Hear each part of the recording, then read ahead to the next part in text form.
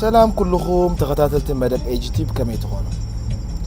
نلومون كم تلمود مهار الزبالكو مدب حيزلكم قريبا لهم قدمي مجمارنا ግን እቶም ለመጀመሪያ ጊዜ ናብ ቻናል ትመጡ ዘለኹም እንኳን ናብ ኤጂቲዩብ በሰላም መጣኹም ሰብስክራይብ ምግባርኩም አይትረሱዑ እናበልኩ ናብ መደብ ከሰጋግረኩም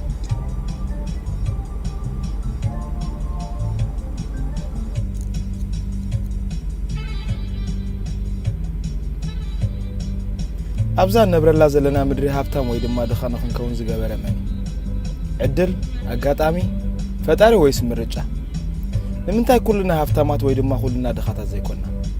ንምንታይ ገሌና ሀብታማት ገሌና ድማ ደኻታት ኮይና ብግጸኛ ኩልኩም አብዛ ሰዓት እዚያው ዝተፈላላይ ዓይን መልስ ከም ዘለኩም አብዛ እዋን ገሌኹም ፈጣሪን እዚ ናይ ፈጣሪ ስራሕ እዩ ገሌኹም ድማ ክላ እዚ ዳ ዕድል ወይ አጋጣሚ ትብሉ ተሐቅ ግን እዚ ሀብታም መኻን ኮነ ደኻ ናይ ምርጫ ጉዳይ መጽናዕታት ከም ዝገልጽዎ ናይ ዓለም ገንዘብ ብሙሉእ ተኣኪብ ነፍስ ወከፍና በማዕረተ ዝምቀል አውሽ ተኽልታ ዓመት ነናብ ዝነበረ ምተመለሰ ይብሉ እዚ ማለት እቶም ሀብታማት ናብ ሀብቶም እቶም ደኻታት ድማ ናብ ደኽነቶም እቶም ሀብታማት ሀብቲ ናይ ምእካብ ልምዲ ስለዘለዎም ብኸመይ ከም ዝእክቡ ይፈልጡ እዮም ወይ ብኸመይ ከም ዝፍትሙ ይፈልጡ እዮም እቶም ደኻታት ድማ ልምዲ ስለዘይብሎም መገዲ ሀብቲ ይፈልጥዎም እዚ ማለት ድማ ናይቶም ሀብታማት ሐሳብ በኸመይ ገንዘብ ከም ዝቁጥቡ ኾን ከሎ ናይቶም ደኻታት ድማ ገንዘብ በኸመይ ከም ዘጥፉ እዩ ሀብቲ ማጂክ ወይ ካሮኬት ሳይንስ አይኮን ልምዲ እዩ እቲ መገድታቱን ተተኸቲልካ ድማ ትዕወት ሎሚ ኣብ ሓደ ትካል ተቆፂርካ ትሰርሕ ክትህሉ ትኽእል ኢኻ በዚ ብትረኽቦ ጥራይ ግን ክትህብትም ዘይከኣል እኳ ዳ ነቶም ትሰርሓሎም ዘለኻ ንኽህብቱም ኢኻ ትሕግዞም ዘለኻ ብዛዕባ ነፍስኻ ሕሰብ ኣጠቓቕማ ግዜኻ ኾነ ገንዘብካ ኣስተኻኽል መብዛሕትና ደሞዝና ምስ ተቐበልና መጀመርያ ወፃኢታትና ኢና ነውፅእ ድሕሪኡ እንተተሪፍና ነቐምጥ እዚ እውን ተተሪፍና እዩ እዚ ግን ኣዝዩ ጉጉይ መገዲ እቲ ክንገብሮ ዘለና ነገር መጀመርያ ንነፍስኻ ክፈላ ዝተወሰነ ሚእታዊ ተቐምጥ ብድሕሪኡ ወፃኢታትካ ኣውፅእ ኣብ ትገብሮም ነገራት ተጠንቀቕ ዘድልዩኻን እትደልዮምን ፈላሊኻ ፍለጥ ብዝተኻእለካ መጠን ኣብቶም ዘድልዩኻ ጥራይ ኣተኩር ካብ ተቆፂርካ ምስራሕ ናትካ ናይ ምግባር ስራሕ ሰብ ነገራት ኣብ ሓሳብ እዮም ዝጅምሩ ብፍርሒ ድማ ይፈርሱ ንፍርሒ ከተጥፍኦ ዘይከኣል ተኾነ ግን ክትቆፃፀሮ ትኽእል ኢኻ ሓደ ነገር ንኽትገብር ፍርሒ ኣብ ዝስማዓካ ግዜ ክትገብሮ ዘለካ ነገር እንተሃሊ ብድፍረት ምጅማር ጥራይ ነቲ ክትገብሮ ዝሓሰብካ ነገር ምስ ጀመርካ ፍርሒ ብኡን ብኡ ክጠፊ ክሳብ እትጅምሮ ኩሉ ነገር ከቢድ እዩ ዝመስል ስለዚ ድማ ኢና ንፈርሕ ንስኻ ግን ንትፈርሖ ዘበልካ ኩሉ ብምጅማር ስበሮ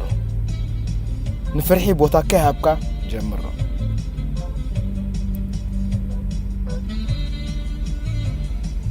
ሓደ ሰብ ኣብ መዓልቲ ልዕሊ 60,000 ሓሳባት ይሓስብ እንተኾነ ግን ብፍርሕን ካልእን ኣብ ባይታ ከይወረደ ይበኑ ብደረጃ ሓሳብ ሰለስተ ዓይነት ሰባት ኣለዉ እቶም ሓደ ልክዕ ከም ሰቦም ሓሳባት የሰላስሉ እንተኾነ ግን ፍርሒ ብዝበሃል ክፉእ ፍጥረት ተዋሒጦም ውፅኢት ከየምፅኡ ይተርፉ እቶም ካልኣይ ድማ ይሓስቡ ካብቲ ዝሓሰብዎ ድማ ብሉፅ ኢሎም ዝኣመንሉ ተግባር ይጅምርዎ እንተኾነ ግን ኣብ ጉዕዞ ብዘጋጥሞም መሰናኽል ኮነ ሽግር ሓንሳብ ምስ ወደቑ ብኡ ተስፋ ቆሪፆም ወዲቖም ይተርፉ ምክንያቱ ንውድቀት ኣቐዲሞም ስለ ዘይተዳለዉ እቶም ሳልሳይ ግን ሓሲቦም ዝጀመርዎ ናብ መዛዘሚ ዘብፅሑ እዮም እዚኦም ድማ ፍርሕን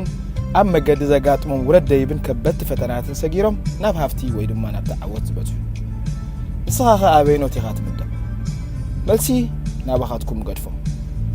ኣብ መጨረሻ ሓደ ሓቂ ክነግረኩም ሃብታማትን ደኻታትን ንኽፈላለዩ ዝገብሮ ነገር እንተደኣ ሃልዩ ኣብ ሂወት ዝጠቀሙሉ ልምድታት እዩ ብዛዕባ ናይ ሃብታማት ልምድታት ኣብ ዝቐፅል ቪድዮና ብስፍሕ ዝበለ ክንርኢና እንተኾነ ግን ንሎም ሓንቲ ወስክብለኩም ከምቲ ኣቐዲመ ዝገለጽኩ ሃብታማት ልዑል ናይ ምቁጣብ ልምዲ ክህልዎም እንከሎ እቶም ደኻታት ግን ገንዘብ ናይ ምጥፋእ ልምዲ እዩ ዘለዎም እስኪ ክሓተኩም ኣብ ስራሕ ዓለም ካብ እትዋፈሩ ክንደይ ጌርኩም ኣለኹም ዓመት 5 ዓመት 10 ወይ 20 ዓመት ብዛዕባ ቁጠባ ሓሲብኩም ትፈልጡ ዶ ንኣብነት እቲ 5 ዓመት ኣብ ስራሕ ዓለም ዝተዋፈረ ሰብ ኣብ ነፍሲ ወከፍ ደሞዙ 20 ወይ 30 ሚእታዊት እንተዘቐምጥ ሕጂ ክንደይ ከም ዝህልዎ ሓሲብኩምሉ ትፈልጡ ዶ حاسبكم لو زي تفولتوا انت اخوينكم كتحاسبوا لنا تمحصنكم ابز قصل فيديونا حساب نراخب نقول فتاري فقرن سلامن عوتن بالصقنان كهبكم يمنه سلام كنا